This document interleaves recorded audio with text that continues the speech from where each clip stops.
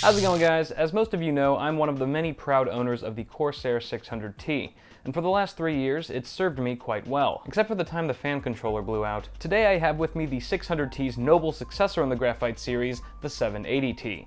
Now this case has been out for a couple months now, so I'm kinda late to the party on this video, but as they say, better late than never. That phrase doesn't apply to everything though, does it? Like, never beating your kids is almost always better than beating them later. In today's review, I give my 2 cents on this case, and ultimately decide if it's worth the tedious upgrade from the 600T, so let's get down to it. Cosmetically speaking, my first impression of the 780T was its bulky size, as it is a full tower chassis. The 600T itself was oversized for being a mid-tower case, but still looks like an anorexic dwarf in comparison. The frame of the case is still made of plastic, but takes on a more aggressive design with its many angular curves. If the 600T looked like a stormtrooper, the 780T is definitely more Darth Vader. At the front are 2 5¼ bays and a removable dust filter that reveals 2 140mm white LED fans and mounting points for 3 120s or 1 200mm fan. There's also an option inside for front-facing radiator support. Your front panel connectors include mic and headphone, 2 USB 2 and 2 USB 3s. There's a reset and power button, which resembles the ignition button of a sexy sports car, except when it comes to attracting women, it won't. There's also a SATA-powered 5-channel fan controller that if it dies on me again, I swear I'm gonna kill it. No, I can't kill it, it's already dead. Another removable dust filter on top gives you access to mounting points for a 280 or 360mm radiator, which can be mounted externally for additional radiator clearance inside the case for push-pull configurations. The cable routing options here are limiting, however, as only one routing hole lies at the front of the case. This isn't a big issue if you're connecting all the top fans to the fan controller, but if you want to plug them directly into your motherboard headers, there's not enough cable length for them to route behind the motherboard tray, forcing you to route all the cables in between the fans and down into the case, which won't exactly leave the cleanest look without some extra effort.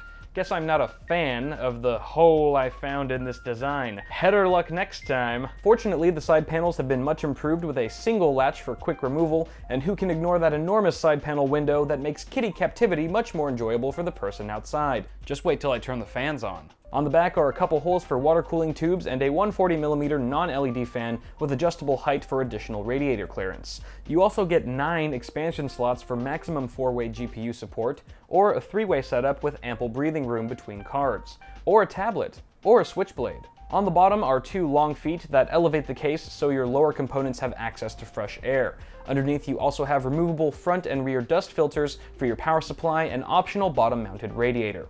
Before we move forward, here's a quick look at the mounting accessories and user's manual. Popping off the right side panel gives you a look at the business end of the case, where you get a large CPU cooler cutout for your motherboard tray, a good number of tie-down points for cables, and just buttloads of room for cable management. Not only do you get over an inch of space between the motherboard tray and the side panel, but there's a trough of sorts down below that measures 2.5 inches deep, which you can cram all kinds of things in, like a tablet or a switchblade. Corsair has also added 3 toolless SSD mounts which show off your drives on the other side of the case when your drive cages are removed. The main interior is incredibly spacious as well, although you can expect any hardware you put in here to look 20% smaller due to the sheer amount of space for all that radiator support. The all-black interior has large rubber grommets on the motherboard tray, except for the cutout near the power supply, which throws off the otherwise clean and uniform appearance, seeing as how this lower cutout is clearly visible through the side panel window. This is the world we live in, folks. Pre-installed standoffs include a longer middle standoff to help align the motherboard during installation, which is always a welcome addition.